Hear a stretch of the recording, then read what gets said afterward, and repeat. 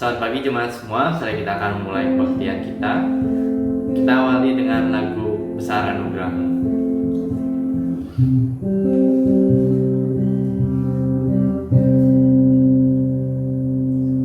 Ku ada sebagaimana ku ada,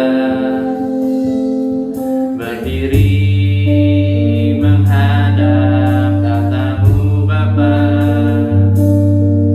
Semua karena anugerahmu yang telah selamatkan aku. Ku hidup dalam segala kelimpahan, ku layak untuk melayani Tuhan. Semua karena anugerahmu tercurah bagiku. Besar anugerahmu, berlimpah kasih-Mu. Semakin hari semakin bertambah, besar anugerahmu. Kita ulang sekali lagi dari Tuhan sebagai Tuhan. Ku ada sebagaimana ku ada, berdiri menghadap tatamu Bapa. Semua karena anugerahmu yang telah selamatkanku. Ku hidup dalam segala kelimpahan, ku layak untuk melayani Tuhan. Semua karena anugerahmu tercurah bagiku. Besar anugerahmu,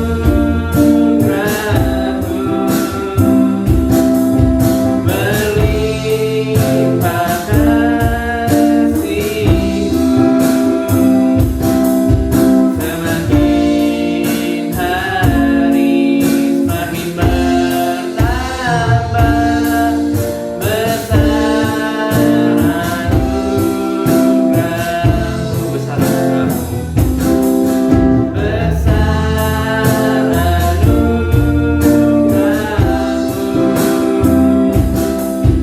berlimpah kasih-Mu. Semakin hari semakin bertambah, besar anugerahmu. Makasih ya Tuhan sudah membuat kami sini ya Tuhan. Makasih ya Tuhan untuk ibadah ini ya Tuhan. Berkati kami semua ya Tuhan yang menonton dari YouTube ya Tuhan. Berkati kami semua ya Tuhan, agar kami dapat memuji nama-Mu dengan sungguh-sungguhnya, dapat memuji nama-Mu dan juga menerima hadirat-Mu ya Tuhan. Makasih ya Tuhan. Setelah ini kami akan mulai kebaktian kami ya Tuhan. Berkati kami semua ya Tuhan, agar dapat memberikan yang terbaik kepada-Mu. Makasih ya Tuhan, dalam nama Tuhan semua syukur, amin. Ya, selamat pagi lagi. Kita akan menyanyikan lagu Haleluya Memuji-Mu Tuhan.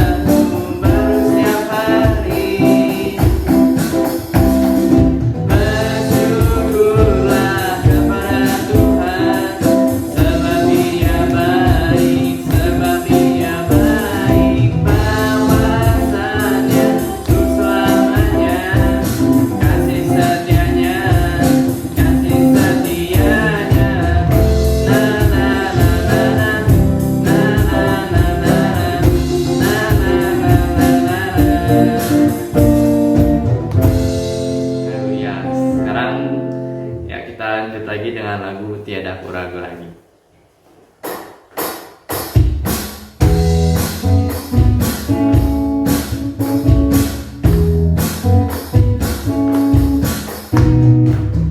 Tiada ku ragu lagi untuk mengikutmu Yesus. Tiada ku ragu lagi untuk melayanimu.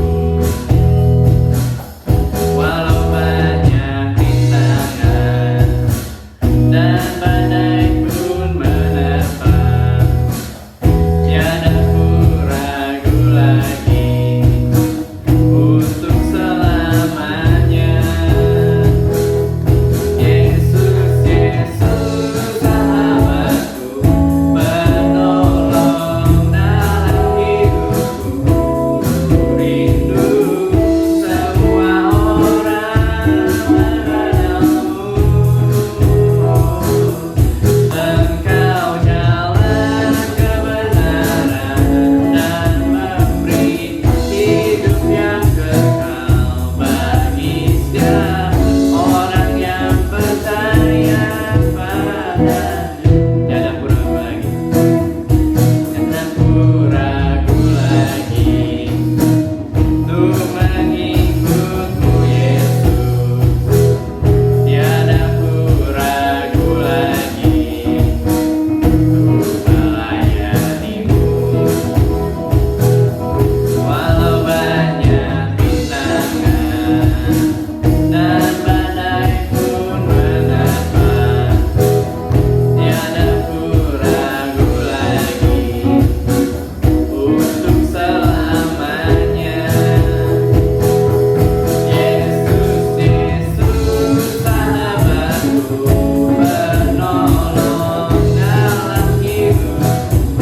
Ku rindu semua orang mengenalmu. Engkau jalan kebenaran dan memberi hidup yang kekal bagi setiap orang yang percaya padamu. Yesus, Yesus sahabatku. Yesus, Yesus sahabatku, penolong dalam hidupku. Ku rindu semua orang mengenalmu. Engkau jalan kebenaran dan memberi hidup yang kekal bagi setiap orang yang percaya padamu. Setelah kita akan mendengarkan bagian daripada firman Tuhan, sebelum itu mari kita nyanyikan lagu Kau Tuhan Penolong dalam hidupku.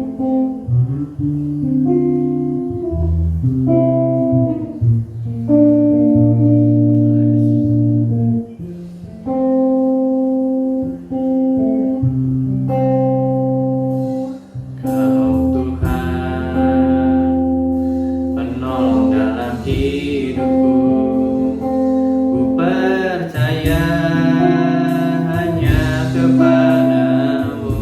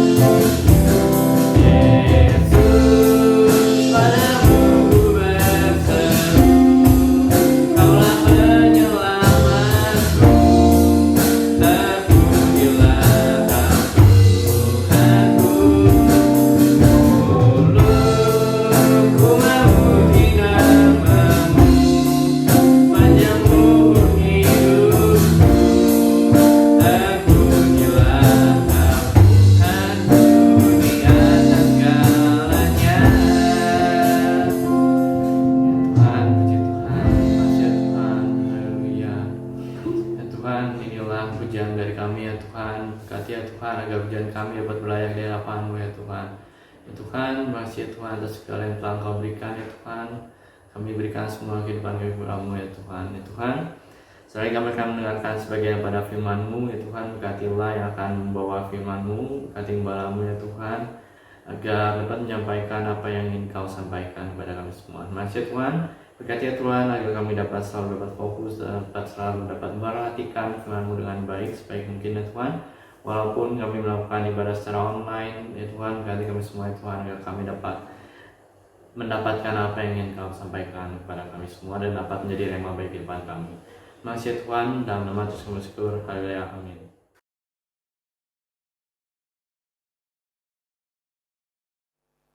Haleluya, haleluya.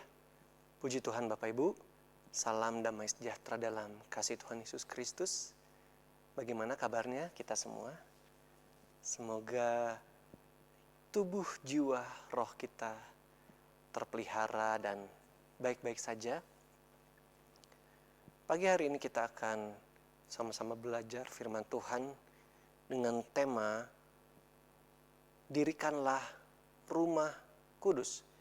Dirikanlah Rumah Kudus. 1 Tawarik 28 akan saya bacakan. 1 Tawarik 28 ayat 9 sampai 10. 1 Tawarik 28 ayat 9 sampai 10, demikian firman Tuhan.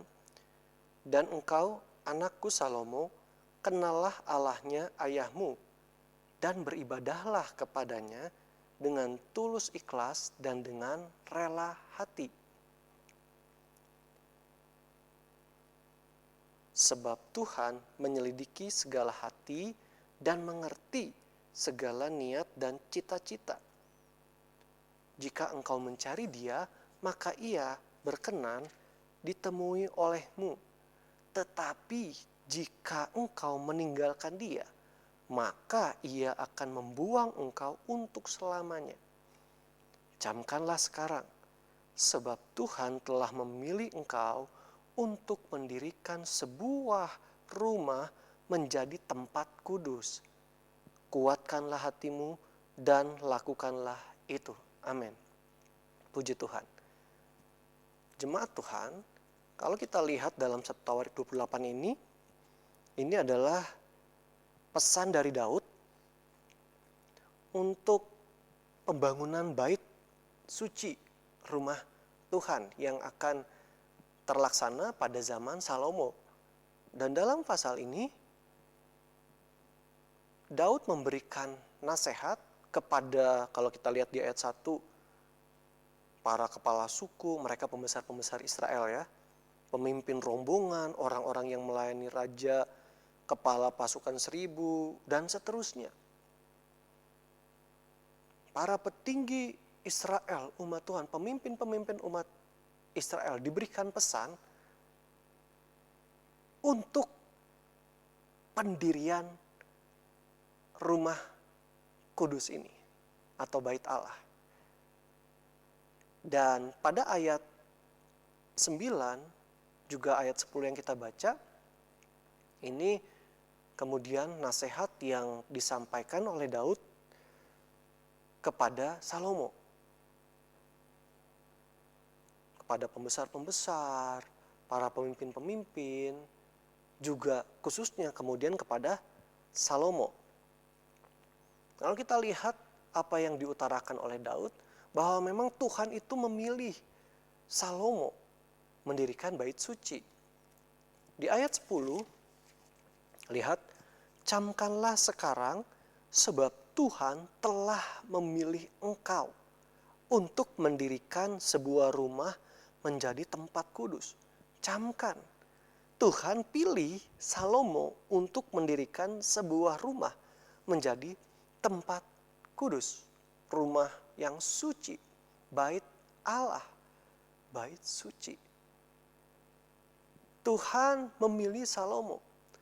Dan saat Salomo tentu mengerjakan ini bukan dia sendiri, tetapi para pembesar-pembesar Israel lainnya yang sudah dipesankan oleh Daud, lalu juga tentu melibatkan banyak orang. Saudara bisa baca dalam kitab-kitab ini bagaimana melibatkan banyak orang, bukan hanya Salomo sendiri.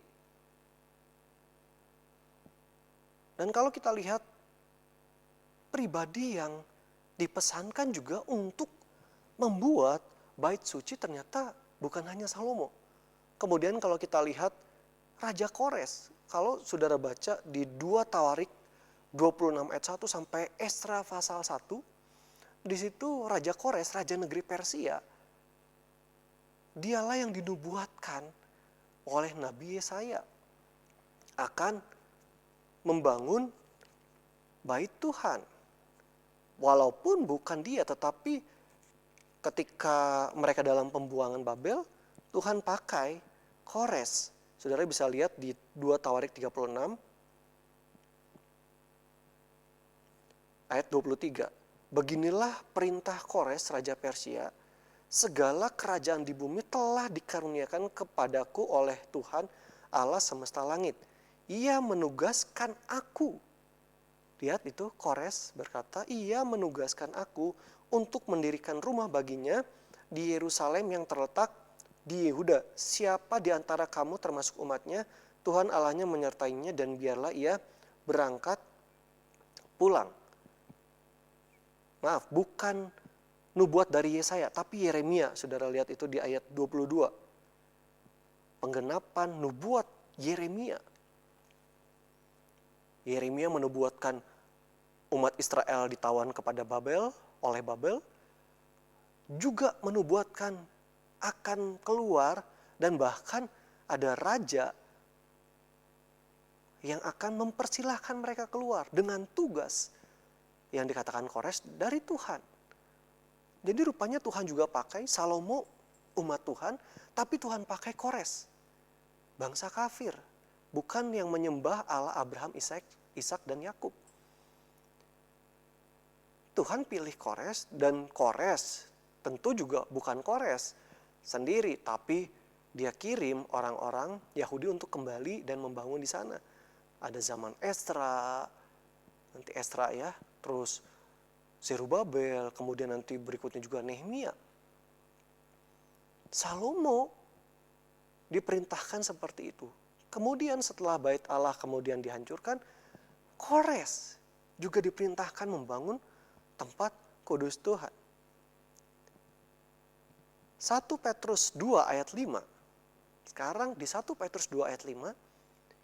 Dan biarlah kamu juga dipergunakan sebagai batu hidup untuk pembangunan suatu rumah rohani, bagi suatu imamat kudus untuk mempersembahkan persembahan rohani yang karena Yesus Kristus berkenan kepada Allah. Dan sekarang dalam Petrus, surat Petrus kepada orang-orang yang sudah diselamatkan oleh iman kepada Yesus Kristus, juga dikatakan, biarlah kamu dipergunakan sebagai batu hidup untuk pembangunan suatu rumah rohani. Kamu jemaat, kamu orang percaya, kamu juga jadi bagian. Kamu dipergunakan sebagai batu hidup untuk membangun sebuah rumah rohani. Paulus juga pernah berkata, aku sudah meletakkan dasar, lalu orang lain harus membangun di atasnya. Dan perhatikan bagaimana cara membangun. Rupanya bukan hanya Salomo, bukan hanya Kores, dan Esra Zerubabel, tapi juga dalam zaman perjanjian baru, Tuhan juga percayakan kita sebagai jemaat Tuhan untuk membangun bait suci Tuhan, rumah rohani. Kalau dari Life Application Study Bible, di situ dikatakan David gave his son principle to guide him through life. Jadi pesan ini juga buat implikasi kehidupan kita atau aplikasinya adalah bagaimana seorang kepala rumah tangga itu memberi pesan, petunjuk untuk anaknya dalam menjalani kehidupan. These same ideas are ones that any Christian parent would want to present to a child. Ini bagian dari hadiah tapi sepasang orang tua Kristiani untuk memberikan kado buat anak-anaknya, yaitu perkataan firman Tuhan ini. Baik kita yang anak-anak muda yang punya orang tua, mungkin kita bilang, oh saya kok gak pernah dipesankan hal-hal seperti ini oleh orang tua saya. Ya sekarang kita lihat. Dan orang tua barangkali juga, aduh saya kok gak pernah berpesan seperti ini untuk anak saya. Bagaimana menghadapi kehidupan ini, dan mari kita lihat sama-sama untuk hal ini. Yang pertama, untuk membangun rumah Tuhan ini adalah atau kemudian nasihat dari orang tua kepada anaknya untuk menjalani kehidupan adalah yang pertama di ayat 9. Ayat 9. Dan engkau anakku Salomo, kenallah Allahnya ayahmu. Yang pertama, dalam membangun rumah rohani, dalam membangun bait Allah. Sebagai orang tua memesankan kepada anaknya, yang pertama adalah supaya mengenal Allah secara pribadi. Get to know God personally. Daud adalah pribadi yang sangat dekat dengan Tuhan, sangat kenal Allah. Sejak masa remajanya, dia mengembalakan kambing domba yang hanya 2 dan 3 ekor itu. Dari Mazmur-Mazmur Daud, bahkan dari sejarah kehidupan Daud, di Samuel, Raja-Raja, di Tawarik, kita bisa menarik kesimpulan Daud adalah orang yang kenal betul siapa yang ia sembah, Allahnya. Dan dia pesankan kepada Salomo yang akan membangun rumah rohani. Dan ini juga yang firman Tuhan sampaikan buat kita. Kita juga yang dipergunakan sebagai batu hidup untuk pembangunan rumah rohani. Mari yang pertama, juga buat orang tua kepada anaknya. Pesankan hal ini supaya anak-anak kita, supaya kita juga kenal Allah secara pribadi. Kenapa harus kenal Tuhan? Ada banyak ayat, misalnya seperti di Hosea, kalau tidak kenal Tuhan, umatku itu akan binasa. Pagi hari ini kita lihat misalnya di Mazmur 9 ayat 11. Kenapa kita harus kenal Tuhan?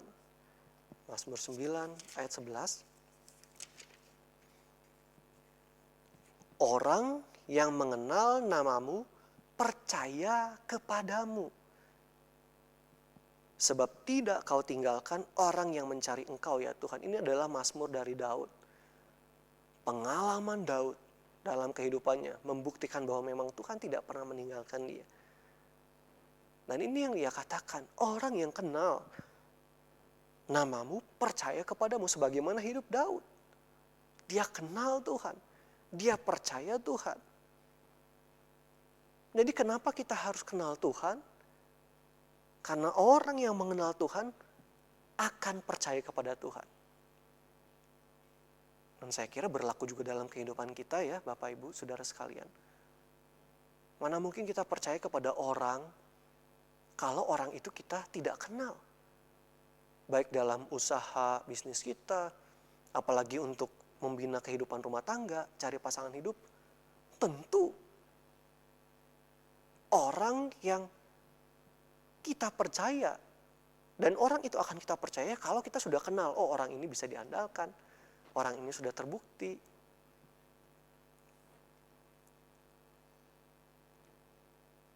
Kenal Tuhan, maka percaya kepada Tuhan. Itu mengapa kita harus kenal dia. Lalu kemudian yang berikutnya di 1 Raja-Raja 8 ayat 43. Kenapa harus kenal Tuhan? Ini sekarang doa dari Salomo. 1 Raja-Raja 8 ayat 43.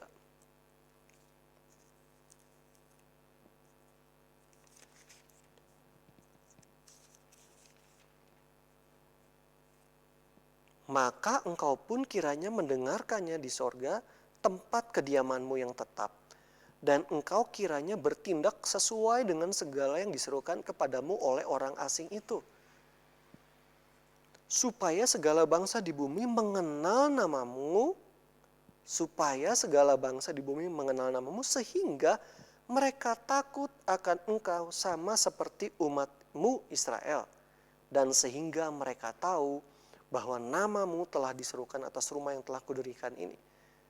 Kalau ada orang asing berdoa, ya diharapkan Tuhan engkau dengar. Supaya segala bangsa di bumi mengenal namamu. Supaya bangsa di bumi kenal Tuhan, dan dampak dari bangsa kenal Tuhan adalah sehingga mereka takut akan engkau. Sama seperti umatmu Israel. Puji Tuhan.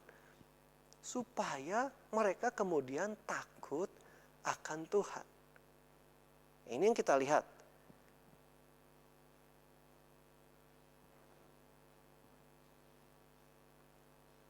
Yaitu bagaimana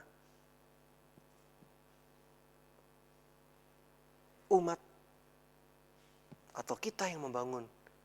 Kenapa harus kenal Tuhan? Sebab saat kita kenal Tuhan, maka semakin takut akan Tuhan, menghormati Dia. Daud adalah pribadi yang benar-benar membuktikan hal ini. Dia adalah orang yang sangat takut, hormat akan Tuhan. Bahkan di minggu lalu, ketika penghukuman datang, dia tidak berani untuk menghadapi malaikat. Dia tahu perbuatan yang dia lakukan. Bahkan waktu dia jatuh dalam dosa juga, dia begitu menyesali dosa-dosa perbuatannya. Itu bentuk penghormatan kepada Tuhan.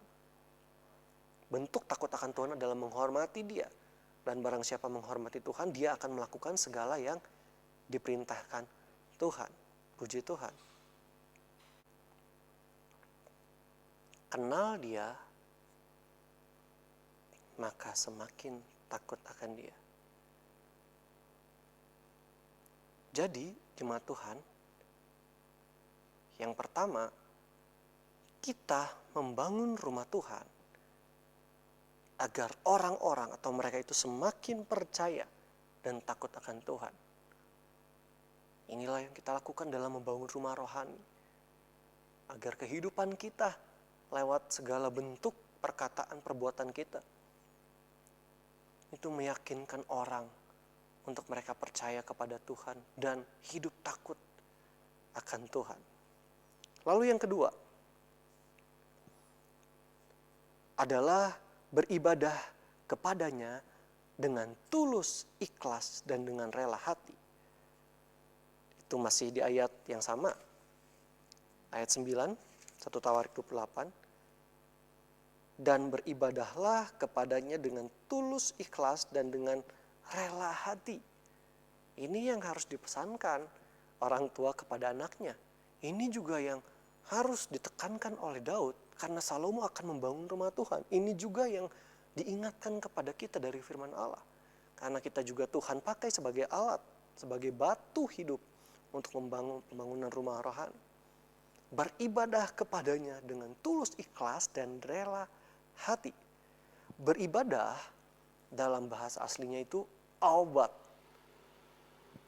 Artinya, saya baca yang kalimat ditebalkan, to work for another, serve another by labor. Bekerja kepada orang lain dengan susah payah. Lalu juga to serve God. Lalu to make oneself a servant. Menjadikan dirinya itu seorang hamba. Hamba kepada siapa? Tentu kepada Tuhan. Bekerja, kerja keras, kerja susah payah kepada siapa? Seperti yang Daud bilang pada Salomo, kepada Tuhan, melayani Tuhan. Dan kata beribadah atau albat ini, serve ini, pertama kali muncul di Kejadian 15 ayat 14. Kejadian 15 ayat 14, yang menyatakan bagaimana nanti Israel akan bekerja sebagai budak, bekerja bersusah payah di Mesir. Kejadian 15 ayat 14.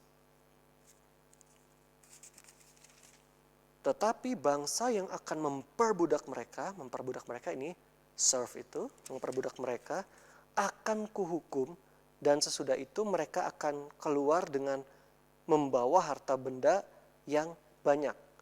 Bangsa yang memperbudak tentu Mesir. Dan peristiwa ini mengingatkan apa yang kita tahu dari peristiwa di Mesir. Ketika orang Israel harus bekerja, diperbudak, bekerja keras.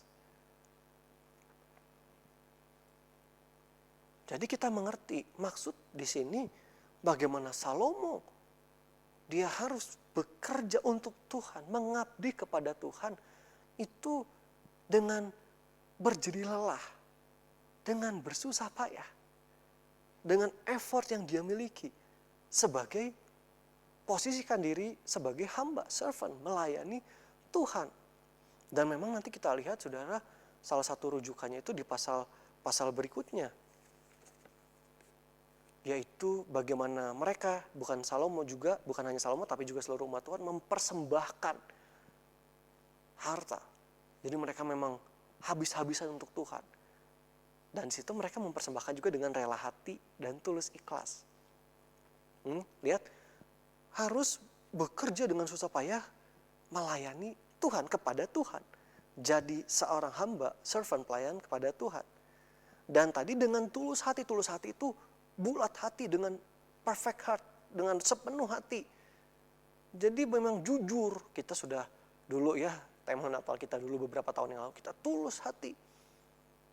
Enggak motivasinya, enggak bercabang, tapi memang betul-betul bulat hati ini kepada Tuhan. Saya mengerjakan ini, tadi kalau dalam pasal selanjutnya, mempersembahkan ini, segala harta benda, benar-benar untuk Tuhan. Tidak ada mengharapkan hal yang lain. Tidak menuntut ada upah balik dari apa yang dilakukan. Itu tulus hati. Tulus hati lalu dengan rela hati. Jadi saudara kerja keras untuk Tuhan, melayani kepada Tuhan juga dengan rela hati. Ya kalau orang kan konotasinya sudah bilang soal bekerja keras, berupaya, apalagi arti diperbudak, diperhamba, menjadi hamba, itu kan sesuatu yang kalau dipikul itu terasa berat. Tapi lihat, ibadah kepada Tuhan, bekerja keras untuk Tuhan dengan rela hati. Yang menarik, kata rela hati ini dalam bahasa aslinya itu adalah kaufats. Itu berarti desiring, delighting in, having pleasure in. Jadi memang gairahnya, keinginannya, lalu memang kesukaannya dan kesenangannya adalah beribadah. Jadi bagian kedua ini, beribadah kepadanya dengan tulus, ikhlas, dan rela hati, itu beribadah, bekerja sebagai hamba Tuhan. Sebagai hambanya Tuhan. Lewat seluruh kehidupan kita, termasuk harta kita. Makanya di surat Roma kan, seluruh tubuh ini dipersembahkan untuk Tuhan. Dan kalau seluruh tubuh saja hidup kita dipersembahkan, ya apalagi harta kita. Beribadah, bekerja sebagai hamba atau budak kepada Tuhan dengan tulus dan gairah, keinginan, dengan gembira atau having pleasure, mendapatkan kenikmatan di dalamnya. Puji Tuhan. Waktu kita bekerja keras untuk Tuhan, ternyata kita juga itu menikmati Dia. Karena saudara akan sangat sulit bagi kita ketika kita bekerja keras dengan kesusahan hati. Tapi kalau dengan kegembiraan, dengan kita mendapatkan kenikmatan, maka tentu kita bekerja dengan totalitas kita. Saudara, membangun rumah rohani, ini yang kedua. Kita benar-benar harus mendapatkan kenikmatan di dalamnya. Melayani Tuhan untuk jiwa-jiwa, untuk orang lain. Di situ kita mendapatkan kesenangan. Itu yang berulang kali kalau saudara lihat ungkapan dari hamba Tuhan John Piper dalam buku-bukunya, dalam khotbah-khotbahnya. Di satu sisi, kita menyalibkan keinginan daging. Kita melayani Tuhan sebagai hamba budak. Tetapi di sisi lain benar-benar bisa menikmati Tuhan. Puji Tuhan. Beribadah kepadanya dengan tulus ikhlas dan dengan rela hati. Dengan nikmat. Dengan gairah. Dengan gembira. Apapun yang saudara lakukan. Beribadah. Beribadah juga ada artinya worship. Menyembah Tuhan dalam doa-doa kita dalam Zoom meeting. Saudara, memang ya kalau sudah mulai rutin kesannya juga kadang agak berat. Tapi kita akan dengan penuh gairah kita melakukannya.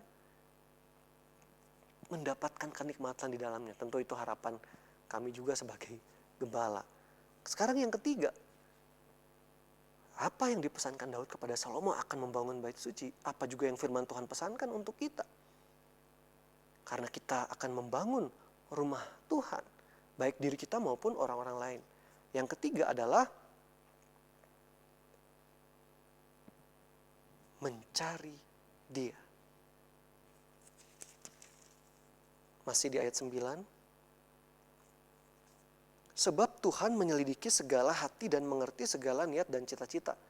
Tadi ya sambungan kenapa harus ibadahnya juga dengan tulus hati, bekerjanya tulus hati dengan rela hati juga. Karena Tuhan tahu banget hati kita, ngerti. Lalu yang ketiga, jika engkau mencari Dia, maka Ia berkenan ditemui olehmu. Tetapi jika engkau meninggalkan Dia, maka Ia akan membuang engkau untuk selamanya. Yang ketiga adalah mencari Dia. Seek Him. Lagi kita lihat kata aslinya. Seek ini adalah dauras.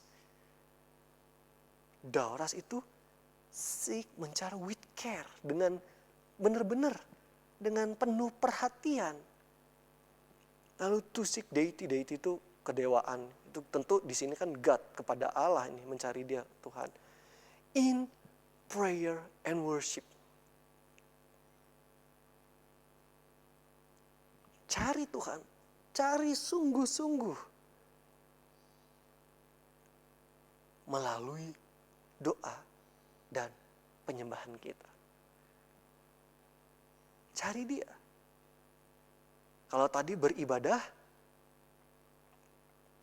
yang dimaksud lebih ke arah serve-nya, kerja, labor-nya, kerja kerasnya kepada Tuhan. Memberikan segenap hidup. Dan juga di pasal 29 bagaimana saudara nanti lihat sumbangan untuk pembangunan bait suci. Di ayat 9 itu pasal 29. Mereka tulus hati dan rela kepada Tuhan. Jadi itu wujud. Itu lebih kepada semua tindakan yang kita lakukan untuk Tuhan, beribadah di situ. Melayani Tuhan, harta yang kita berikan, diri kita. Dengan penuh kesenangan. Nah kali ini mencari Tuhan yang ketiga. Ini yang hubungannya dengan prayer and worship. Cari Tuhan sungguh-sungguh. Lewat doa-doa kita, lewat penyembahan kita. Tidak heran Daud katakan hal ini. Daud adalah pribadi yang senang, gemar mencari Tuhan. Kalau mau berperang, dia selalu bertanya kepada Tuhan. Dia mau tahu keputusan Tuhan apa. Dan dia akan lakukan, dia turuti.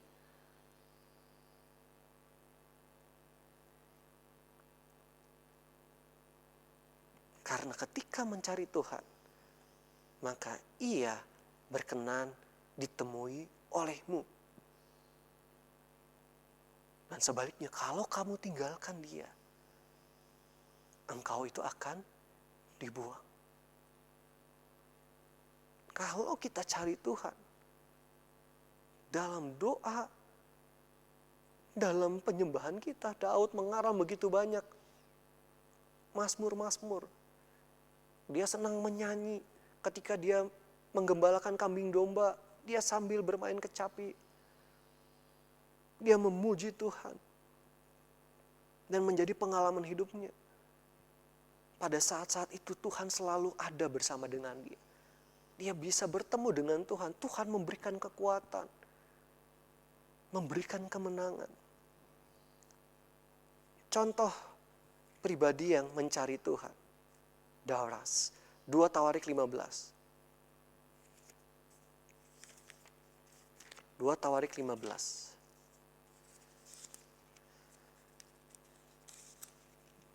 Tentang Asa. 2 Tawarik 15. Kita baca banyak ayat di situ. Ayat 2. Ia pergi menemui Asa dan berkata kepadanya, dengarlah kepadaku. Ini Asaria dihinggapi oleh Roh Allah, lalu dia ketemu Asa. Dengarlah Asa dan seluruh Yehuda dan Benyamin, Tuhan beserta dengan kamu bila mana kamu beserta dengan dia. Bila mana kamu mencarinya, ia berkenan ditemui olehmu. Tetapi bila mana kamu meninggalkannya, kamu akan ditinggalkannya. Pesan yang hampir mirip yang disampaikan Daud kepada Salomo. Ternyata ini Asa juga terima dari Asaria. Kalau kamu cari Tuhan, dia akan ditemui olehmu. Tapi kalau kamu tinggalkannya, kamu akan ditinggalkan. Dalam hubungan tadi, Tuhan akan beserta kamu kalau kamu beserta dengan dia. Lalu dikatakan di situ selanjutnya ayat 3, lama sekali Israel tanpa Allah yang benar, tanpa ajaran daripada imam dan tanpa hukum. Tetapi dalam kesesakan mereka berbalik kepada Tuhan Allah orang Israel, mereka mencarinya dan ia berkenan ditemui oleh mereka. Jadi itu sudah dinubuatkan, sudah dikasih tahu oleh Asaria. Lama umat tidak mau cari Tuhan, menjauh dari Tuhan. Tapi waktu mereka berbalik, karena kesesakan itu mereka berbalik, cari Tuhan, maka ia berkenan ditemui. Jadi Tuhan kepada orang-orang yang mau menemui dia, sekalipun sebelumnya telah berbuat dosa pelanggaran. Tapi kalau datang kepada Tuhan, Tuhan itu berkenan. Mencari Tuhan, dia berkenan ditemui. Ayat 5. Pada zaman itu tidak dapat orang pergi dan pulang dengan selamat. Karena terdapat kekacauan yang besar di antara segenap penduduk daerah-daerah. Ini menjelaskan tadi yang ayat 4 itu, kesesakan. Karena ayat 3, tanpa imam, tanpa hukum, tanpa ajaran. Dan kehidupan mereka kacau. Bangsa menghancurkan bangsa, kota menghancurkan kota. Karena Allah mengacaukan mereka dengan berbagai-bagai kesesakan. Tetapi kamu ini kuatkanlah hatimu, jangan lemah semangatmu karena ada upah bagi usahamu. Lalu lihat ayat 8. Ketika Asa mendengar perkataan nubuat yang diucapkan oleh Nabi Asaria bin Oded itu, ia menguatkan hatinya dan menyingkirkan dewa-dewa kejijikan dari seluruh tanah Yehuda dan Benyamin dan dari kota-kota yang direbutnya di pegunungan Efraim. Ia membaharui mesbah Tuhan yang ada di depan balai bait suci Tuhan. Asa memperhatikan nubuat dari Asaria ini. Kalau orang meninggalkan Tuhan, dan akan terjadi memang orang Israel itu akan meninggalkan Tuhan. Itu sebenarnya sudah mulai terjadi juga ketika terjadi pemisahan kerajaan Israel Utara dan Israel Selatan. Khususnya Utara, mayoritas raja-raja itu jahat kepada Tuhan. Di selatan juga beberapa raja Yehuda berbuat jahat. Dan sudah dinubuatkan, nanti terus akan terjadi, kemudian akan terjadi. Bahkan masa-masa itu beberapa kali dialami. Misalnya saudara, ketika zaman hakim-hakim, Yosua mati, maka di situ orang-orang Israel berbuat semau-maunya. Sampai kemudian Tuhan bangkitkan para hakim. Lalu juga nanti masa antara perjanjian lama, perjanjian baru, di mana Tuhan tidak berfirman. Keadaan umat sangat kacau. Tapi Asa dengar nubuat itu, maka dia segera perhatikan. Ayat 12. Mereka mengadakan perjanjian untuk mencari Tuhan, Allah nenek moyang mereka dengan segenap hati dan jiwa. Setiap orang, baik anak-anak atau orang dewasa, baik laki-laki atau perempuan yang tidak mencari Tuhan Allah Israel, harus dihukum mati. Sebegitunya serius Asa harus mencari Tuhan.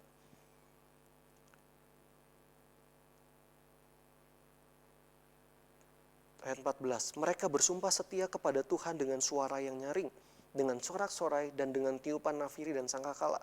Seluruh Yehuda bersukaria atas sumpah itu, karena dengan segenap hati mereka bersumpah setia dan dengan kehendak yang bulat mereka mencari Tuhan. Tuhan berkenan ditemui oleh mereka dan mengaruniakan keamanan kepada mereka di segala penjuru. Puji Tuhan. Ayat 19. Tidak ada perang sampai pada tahun ke-35 pemerintahan Asa. Alkitab mencatat Asa buat perjanjian, kalau nggak mencari Tuhan dihukum semua orang. Dan lalu mereka cari Tuhan dengan bulat hati. Mereka mau cari Tuhan, dan lihat ketika mereka cari Tuhan, sebagaimana ayat tadi, Tuhan berkenan ditemui. Apa yang Daud sampaikan kepada Salomo, itu juga terjadi dalam zaman Asa. Mereka mencari Tuhan dan Tuhan berkenan ditemui, dan apa yang Tuhan lakukan, Tuhan mengaruniakan keamanan kepada mereka. Puji Tuhan, ada banyak hal lain juga yang Tuhan lakukan ketika umat mencari Tuhan.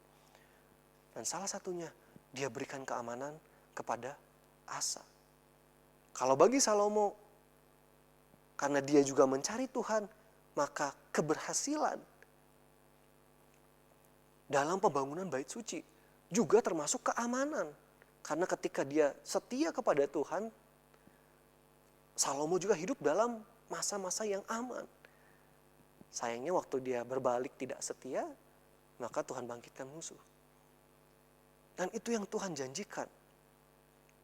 Sebab itu jemaat Tuhan, kita juga yang Tuhan percayakan untuk membangun orang lain sebagai rumah Tuhan dan membangun diri kita. Mari kita menjadi pribadi-pribadi yang mencari Tuhan. In prayer and worship, dalam waktu kita berdoa, dalam waktu kita menyembah. Itu sebabnya tidak kebetulan kita biasanya cuma di Jumat kita doa. Kali ini kita ada di Selasa, Rabu, Kamis, Jumat. Kita bisa belajar untuk kita terus mencari Tuhan dalam doa-doa kita. Dalam penyembahan kita. Karena kita tahu dengan kita berdoa Tuhan mengaruniakan. Kita mencari Tuhan, Tuhan mengaruniakan kedamaian. Dia itu berkenan untuk menemui kita kalau kita berdoa mencari Dia. Kita menyembah Tuhan. Dia akan memberikan kita rasa aman. Kalau saudara mau lihat terus, saudara ikuti berita, aduh pandemik bahkan sehari bisa menembus 5.000, 6.000 di Indonesia saja. Kita akan semakin takut, tapi kalau kita mencari Tuhan, Tuhan akan mengaruniakan keamanan. Puji Tuhan. Itu yang ketiga. Dan yang terakhir, ini sekaligus kesimpulan. Yang keempat adalah ayat 10. 1 Tawarik 28 ayat 10. Bagian B-nya. Kuatkanlah hatimu dan lakukanlah itu. Ini juga sebagai kesimpulan. Yang keempat, apa yang sudah dinasehatkan oleh Daud kepada Salomo. Apa yang firman Tuhan berikan untuk kita pagi hari ini. Kuatkan hati untuk melakukannya. Asa itu accomplish.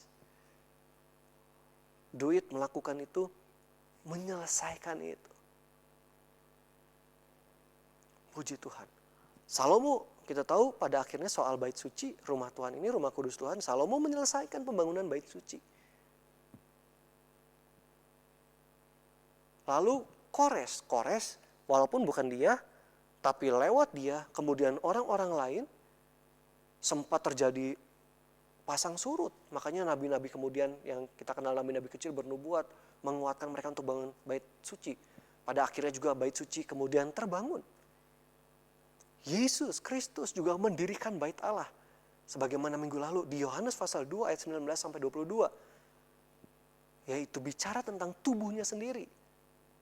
Dia bangun menegaskan kemenangannya atas maut. Dia menang atas kematian, atas maut yang betul-betul menghantui kehidupan manusia, betul-betul mengikat. Tapi Yesus membangun bait Allah. Yesus membangun tubuhnya Dia bangkit dari maut untuk melepaskan manusia dari ikatan maut itu. Kematian bukan lagi hal yang menakutkan, tapi menjadi jalan untuk kita masuk menghadap kepada Yesus Kristus. Yesus Kristus juga mendirikan jemaat Tuhan, gerejanya.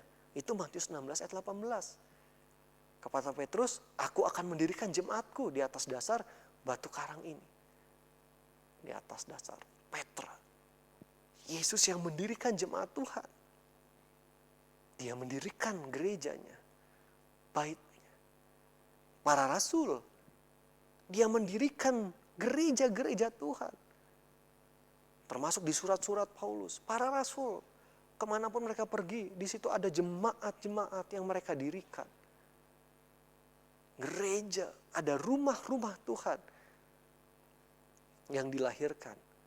Dan kita juga, sebagaimana surat Petrus tadi, kita juga harus saling membangun sebagai rumah rohani. Bahkan bukan hanya terus membangun, tapi kita selesaikan tugas yang Tuhan percayakan ini. Mendirikan rumah kudus Tuhan. Efesus pasal 4 ayat yang terakhir. Efesus pasal 4.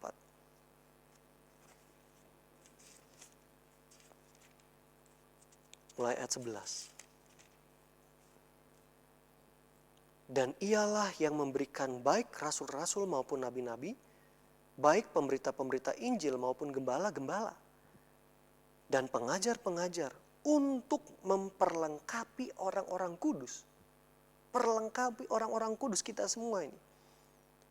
Bagi pekerjaan pelayanan, bagi pembangunan tubuh Kristus kita semua. Tuhan pakai ada orang-orang dengan karunia khusus, itu kita kenal jawatan gereja. Untuk perlengkapi kita semua, orang-orang kudus. Yang terlibat dalam pelayanan pembangunan tubuh Kristus. Pembangunan rumah rohani ini. Sampai kita semua, kita yang turut serta dan orang-orang yang juga dibangun oleh kita. Juga para pelopornya tadi, rasul-rasul dan seterusnya. Sampai kita semua telah mencapai kesatuan iman dan pengetahuan yang benar tentang anak Allah, kedewasaan penuh dan tingkat pertumbuhan yang sesuai dengan kepenuhan Kristus. Sehingga kita bukan lagi anak-anak yang diombang-ambingkan oleh rupa-rupa angin pengajaran, oleh permainan palsu manusia dalam kelicikan mereka yang menyesatkan.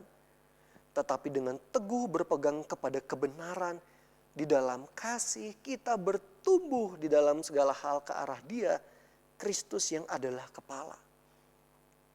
Daripadanya lah tersusun tubuh yang rapi tersusun. Daripadanya seluruh tubuh yang rapi tersusun. Seluruh tubuh rapi tersusun. Tadi rumah rohani rapi tersusun.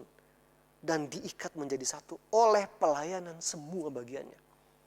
Oleh pelayanan semua bagiannya. Sesuai dengan kadar pekerjaan tiap-tiap anggota. Menerima pertumbuhannya dan membangun dirinya dalam kasih. Pribadi dibangun, lalu orang-orang lain. Sebab itu jemaat Tuhan, siapapun engkau, kita khususnya jemaat Kefas. Setiap saudara, sadar atau tidak sadar, kita semua adalah bagian dari batu hidup itu. Kita adalah bagian orang-orang yang akan melayani untuk membangun tubuh Kristus. Sampai kita semua sama-sama mencapai apa yang firman Tuhan inginkan. Saudara barangkali berpikir, saya gak punya apa-apa. Saya rasanya gak andil, saya banyak kesalahan.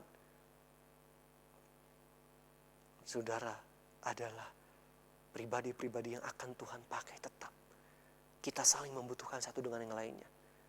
Bahkan Paulus itu berkata, orang-orang yang rasanya paling lemah, bagian tubuh yang paling lemah itu yang harus paling banyak mendapat perhatian. Puji Tuhan. Mari jemaat, semua kita, yang muda, yang tua, saling membangun tubuh Kristus ini. Sampai selesai, sampai Dia datang, sampai kita sempurna saat Ia datang kembali. Puji Tuhan, dirikanlah rumah kudus itu. Saling membangunlah sebagai tubuh Kristus. Dengan apapun yang saudara bisa lakukan, pekerjaanmu, pelayananmu, untuk kemuliaan Tuhan, untuk membangun tubuh Kristus. Kuatkan hati. Lakukan ini. Kenapa harus diingatkan kuatkanlah hati? Karena tadi, kadang kita berpikir, aduh kita tidak sanggup, kita tidak layak dan sebagainya. Tapi kuatkan hati, jangan goyah. Karena firman Tuhan ini untuk kita semua.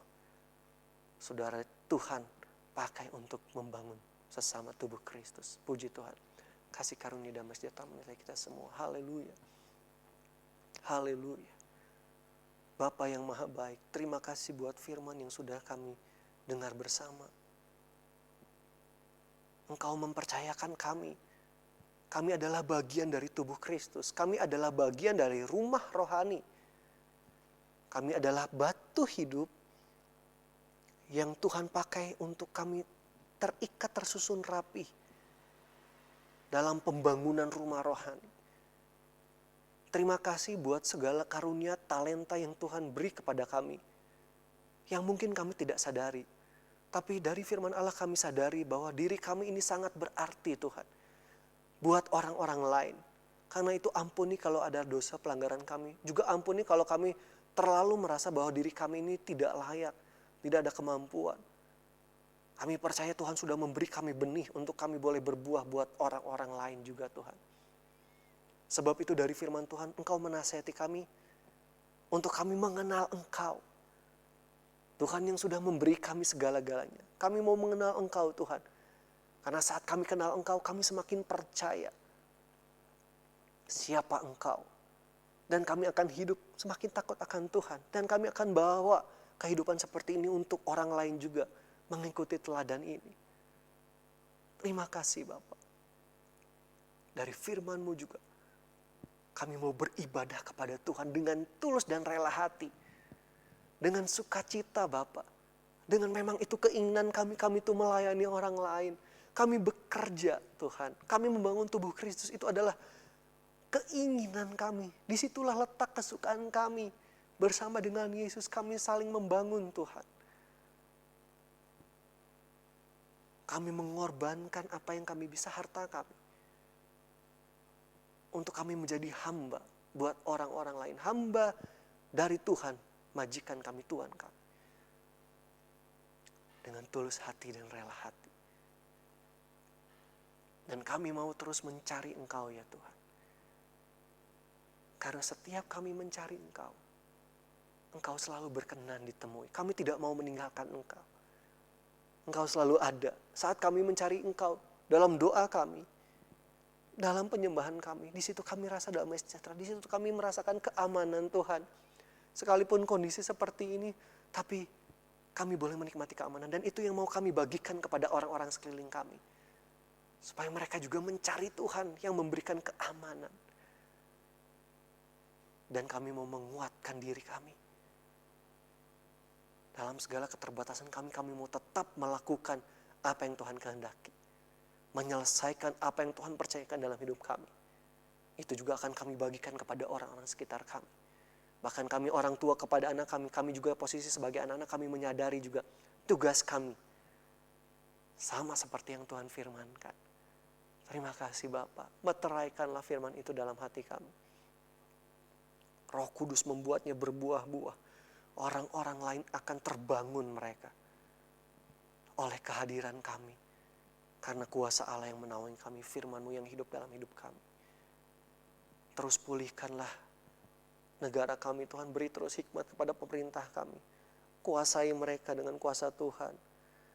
Kiranya di masa pandemik ini semakin banyak orang yang datang kepada Yesus sebagai juru selamat. Semakin banyak orang yang mengandalkan Tuhan. Garda terdepan kami juga Tuhan, pelihara mereka. Mereka tetap bekerja dengan baik. Demikian kota kami, kabupaten kami Bandung dan sekitarnya. Masyarakat tetap damai satu dengan yang lainnya. Dalam adaptasi kebiasaan yang baru ini. Tetap mengikuti standar protokol dengan baik. Dan selebihnya Tuhan, Tuhanlah yang berkarya. Tuhanlah yang menilik. Engkau tahu sampai di mana batas kekuatan pemerintah kami. Mereka adalah wakil Allah. Engkau juga tahu sampai batas kami sebagai manusia. Dan kami bersyukur dari firman Allah, Engkau selalu berkenan ditemui dan Engkau memperbaharui kami kalau kami mencari Engkau. Biarlah pemerintah kami mencari Engkau. Kami juga sebagai jemaat Tuhan, kami terus mencari Engkau. Dan dalam kondisi seperti ini kami sadar tugas yang Tuhan beri kepada kami. Kami tahu tugas yang berat, tapi itu mendatangkan sukacita Tuhan. Itu juga sebenarnya adalah kegirangan buat kami ketika Tuhan percayakan kami untuk kami melayani Tuhan. Walaupun kondisi kami terbatas Tuhan, ingatkan, sadarkan kami. Kami akan tetap melayani Tuhan. Bagaimanapun apa yang kami alami. Tidak mudah, tapi kami mau tetap membangun sesama tubuh Kristus. Kami mau tetap menjadi berkat bagi banyak orang. Dalam pekerjaan kami Tuhan, kami memang lakukan seperti untuk Engkau. Kami melayani Engkau. Dalam pendidikan kami, seperti untuk Tuhan. Dalam pelayanan kami, untuk Tuhan kami lakukan, karena kami tahu upah kami dari Tuhan. Terima kasih Tuhan.